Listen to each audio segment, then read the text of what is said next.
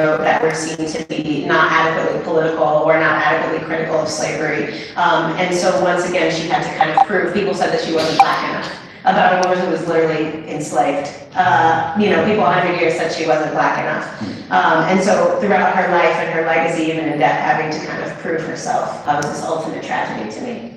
I want to come back to some of those points in a minute, but can we talk about your selection and what it was about the Black Seminole story that appealed to you when you were looking at that list? Well, I think the thing about the Black Seminoles is you're talking about really the idea that really the first underground railroad ran south. You're talking about folks in South Carolina bristling under slavery and deciding not to go north to the North Star, but to go south to Florida, which was at that time in a Spanish territory. And living there, at first under Spanish dominion as Spanish citizens, and then when the Spanish left, staying there and communing with the Creek, and really establishing really the largest and most successful slave revolt in the United States, which you're talking about communities of hundreds of Black folks and red folks living in Florida and fighting successive wars, three separate wars with generals and people like Abraham, Osceola, Juan Cavallo, also known as John Horse, fighting over generations, and then signing a treaty with the United States, moving to Oklahoma, and then later on moving south of the border to Mexico, where some of them, their descendants still are today, a little town like Nacimiento de los Negros, which is, it's just a fascinating story which runs all the way through American history up until today. Which I was upset that I did not find out about when I was being taught Black history all the way through college, et cetera, et cetera. So that's what intrigued me. I want to dig into the history in the poems a little bit in more detail, and you said I want to come back to you for this. There's an interesting moment. You said that what drew you to this poem was Crispus Attucks, this average person who had this kind of vivid sense of freedom, and he is the hero of the poem, of course. But there's an interesting kind of unheroic entrance by John Adams, our second president, who comes in, I think, third or fourth stanza to the end. And I want to make sure that people understand exactly what's happening there. So John Adams is defending the British soldiers after this little skirmish, and they've shot and killed some colonists, including Crispus Attucks. And can you talk about what happens there, and why it felt like the right ending to the poem for you? You mentioned that Nick, you say an echo of the future rose over the courtroom as John Adams defended the Brits. Maybe what you meant by an echo of the future there? Well, essentially, I think it's the moment where class comes in, especially the way that John Adams defined, he says, Irish cheese. It's all about class. Motley crew, motley rabble. It's the same kind of things that we may hear even today. It is where, when you talk about, which we don't really talk much about, when we talk about racism, we also have to talk about class. And the fact that the system wouldn't exist if the system doesn't dominate the psyche of a people. And it's easy to dismiss the homeless or the individual who seems like he's not really pulling his weight for a system. So I saw all of that within John Adams' short statement. And it goes right up to today.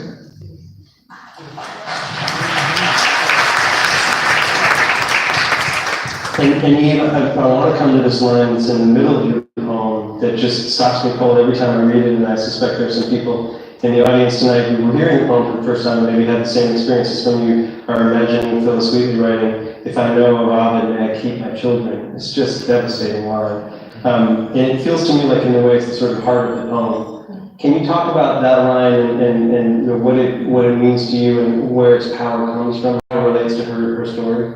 Sure, thank you for that. I think that there's a presumption throughout American history that continues into the present, that if Black people perform enough humanity in a forceful enough way, appealing to logic, that we can somehow win acceptance or be proven human or earn the rights to move, live, and breathe like human beings.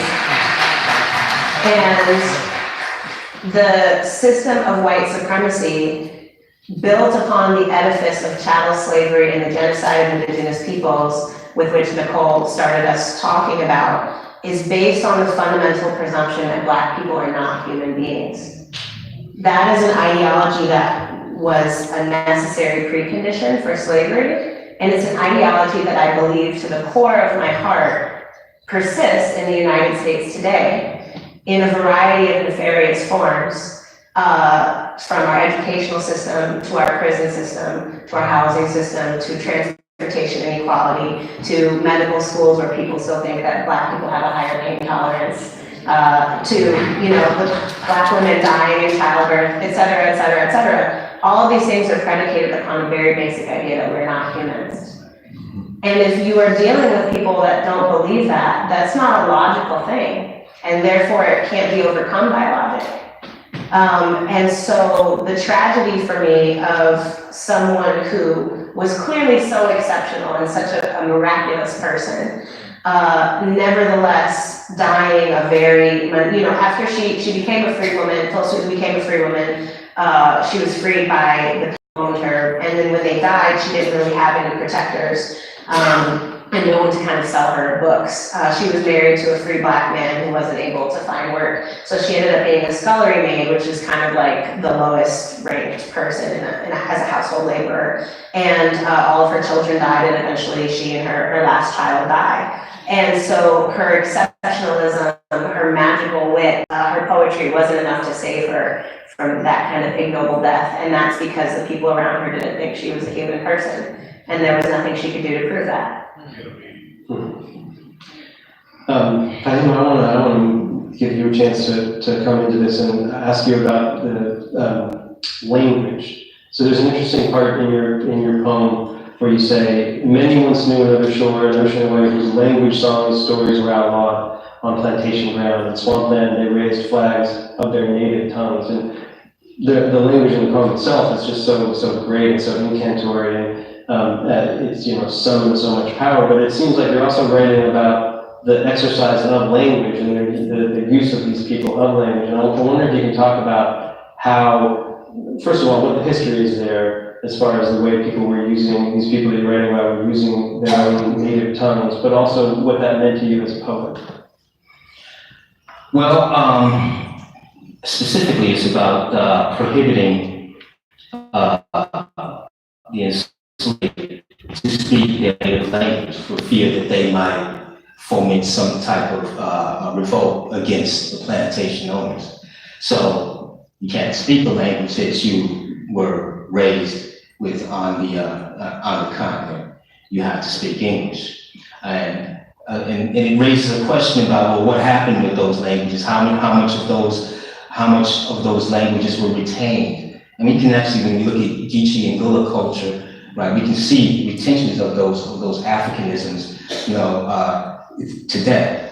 But I'm also imagining the idea of not being able to speak your own tongue under pain of death or whipping or whatever, and then escaping and being in a place where you can anoint the land with your own language and the sound of your own music and the sound of your own drums, which are also prohibited, and being able to celebrate your humanity through the language that you were born into, and imagining that kind of freedom. And I think, you know, I still have to reflect on the idea right now that this craft that we're exercising today I still marvel at the fact that, this is not something my great-grandfather would have been able to do. And I imagine, what was the first poetry workshop? Learning the letters of the alphabet and learning the sound of how the sound of one's name looks in script, right? And renaming one's own self, right? And reclaiming oneself through manipulation of this language that we have been forced and born into. So all of that is what's going through my mind when I'm reading those thoughts. We don't have time for too much more, but I do want to ask, since you brought up the imagination, you were trying to imagine your way to what it would have been like. I wonder if you guys could talk about, so this is a historical project, the 1619 project. It's the purpose of this whole project is history, and it's also explicitly revisionist in its tendency. We're trying to, express some things that we feel like people don't understand about American history. I want all of you in your own work have over many years felt drawn to history, have written whole books about historical periods. I wonder if you can talk to us about what it is that you think poetry has to offer to this kind of a project, and what it is that you think the imagination of these worlds of the past, how that can help us here in the present understand the past more deeply. Well, I would love to hear from each of you on that.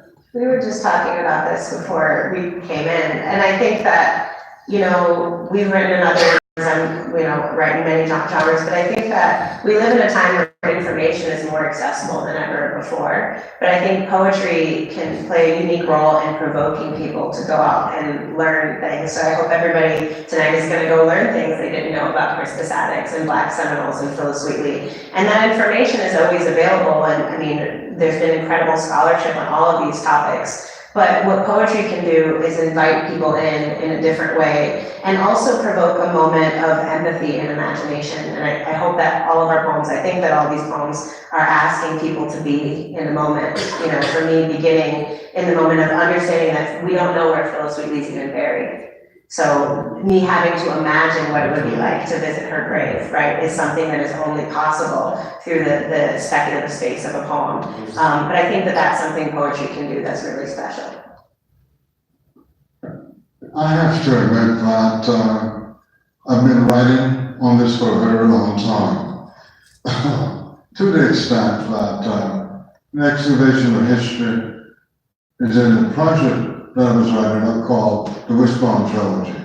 And what it involved, going all the way back, really to 1607, talking about indentured servants, which was long, we could say, before slavery was introduced to Virginia, which was, I think, 1641, when blacks were actually identified as slaves in Virginia. Before that, of course, blacks have been identified as property in all places. Of all places, we think of Boston. We usually don't think, we think about the South. We don't think about the North. But the North, that's where it really begins. We can also think about the fact that here in New York City,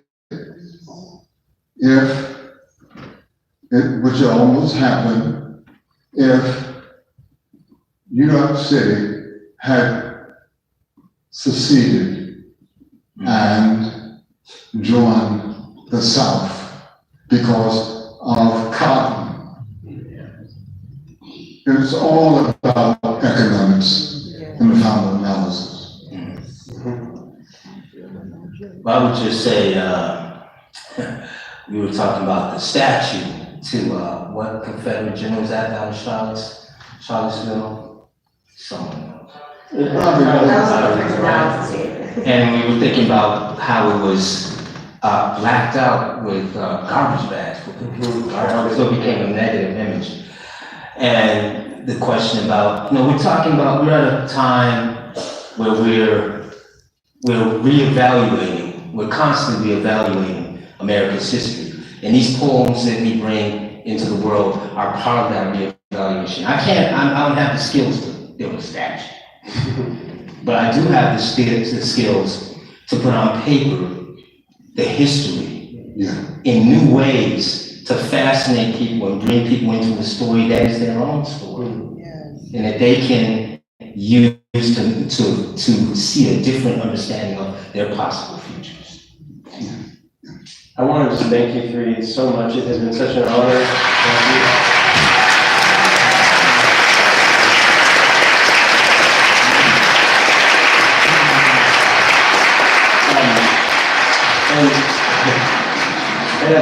And I would just say to all of you, it always helps to read a poem after you hear it a second, third, fourth time. So make sure you check out their 3 poems as well as all the other creative works in the issue in the magazine on your way out. Thank you again very much.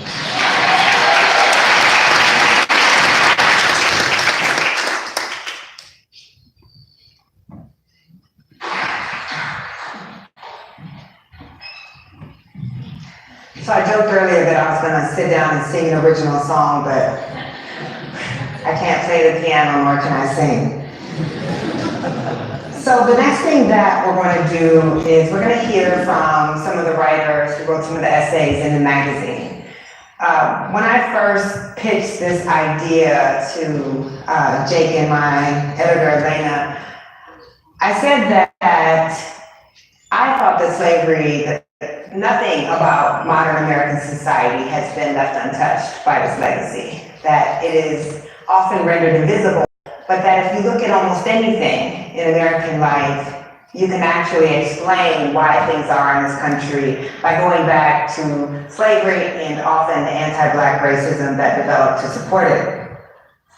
So when you read the magazine, you'll see that each of the pieces starts with a modern phenomenon, and then it explains it to you and traces the roots back with very rigorous reporting. So we have stories about democracy. We have stories about sugar, why Americans consume more sugar than any other Western country. We have stories about traffic jams and how those relate to our desire to segregate people. We have a story about violence in the criminal justice system, about geography, about capitalism itself. So I think when you go through the magazine, you'll really see what I see every day, which is that the legacy is part of everything in our society, and it doesn't only impact Black Americans, it actually impacts all of us who are Americans, and many of us in other countries as well.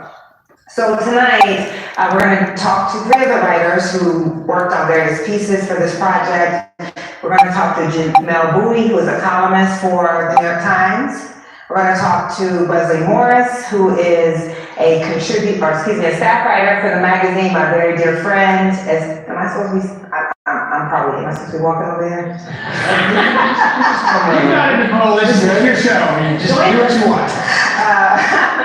We're going to be talking to Wesley Morris, who is a staff writer at the magazine, and we're going to be talking to Linda Villarosa, who's a contributing writer to the magazine, and I think I was supposed to move over here, so I'll probably come over now.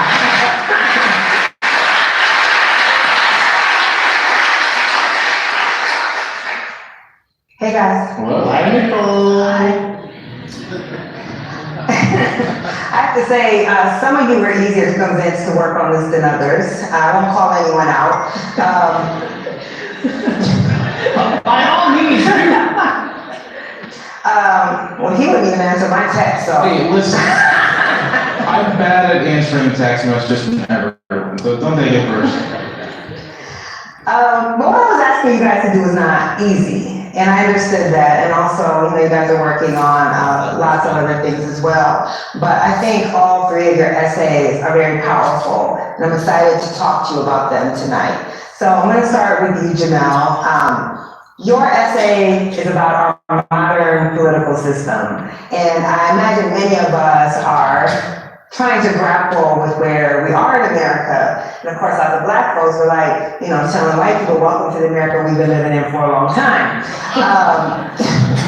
But I really love your essay, and it really helps us explain how we got here. And I'd love for you to talk a little bit about it right now. Sure. Cover politics most of the time. And the thing American politics right now, and for the last 10 years, has been defined by sort of a hyper-obstructionism. And there are some obvious limits to slavery. You can look to the college, you can look to the Senate, even institutions that in the antebellum period empowered slave owners and kind of created accounts. But I wanted to go a little deeper than that in the last 10 years, because it's distinct. It isn't just we want to stop the other side from doing stuff. It involves arguments about the legitimacy of the other side. It involves claims about the legitimacy of national majorities, that most Americans might want this thing, but because that majority doesn't consist of the right kind of people, it's not a legitimate majority. And you see that kind of thinking, that kind of sort of obstructionist opposition to majorities, this belief that that small distinct minorities have not just a right to input and a right to shape the final outcome, but a right to veto outcomes that they do not think they don't agree with. That's a product of slavery. That's a product of sort of the political culture of slaveholders in the antebellum United States. And so the guy I spent a lot of time on is John C. Calhoun, who's a terrifying man. As you can see, he looks not well. So he's poisoned by racism. People really do. Yeah, Bad for your skin in so many ways. Not a great skincare regime going on there. But Calhoun is interesting in the South in developing kind of an anti-majoritarian ideology position against the North, against sort of mounting anti-slavery sentiment. And what I find so interesting about Calhoun is that his theories of concurrent majority, meaning that for a proper majority, the way it works is that every single constituent part signs off on it, and if that doesn't happen, the constituent part can say, no deal, nothing's going to happen. This kind of approach to politics, this very reactionary, anti-majoritarian approach, it basically, but it sort of drives the energy towards the Civil War, right? It is, secession happens in part because the South is convinced that unless it can control the federal government in its entirety, it cannot protect slavery. And after the war, this way of thinking doesn't actually die out, it kind of just persists. And even as it becomes attenuated from slavery, it still becomes a part of American reactionary politics, of racially reactionary politics. And I think you can make a pretty good case that in the present today, the efforts to restrict the electorate to just white people, the efforts to reshape and restructure American democracy to favor low-populated, small rural areas, the whole census question thing that happened the past couple months, that reflects Calhoun's influence in American politics. And so in this subtle but very important way, Calhoun and kind of the intellectual movement he inspired, I think is shaping the structures of American politics today, and shaping, and it has influenced the obstruction and the sort of reactionary energy that I think we've experienced in American politics the last decade. Thank you. So Linda, in a magazine full of essays that were very hard to read, yours was amongst the most difficult. And I mean that because your article was about the torture of enslaved people, ostensibly to advance science. And I would love for you to share some of your essay with us today. I want to start by saying I was not one of the people you had to try very hard. I was very full. This is Cheryl. She was ready. So thank you. And Thank you. for both of your essays. I mean, the way you do it, it makes it seem like people had to do the math now to figure out which of the. A little bit, so you know. It was everyone on the stage except you. So my essay looks at discrimination in our current healthcare system and traces it back to slavery. And the discrimination I saw firsthand when reporting on infant maternal mortality, firsthand reporting on HIV/AIDS in the South, and firsthand when my own father was treated really poorly by the medical system.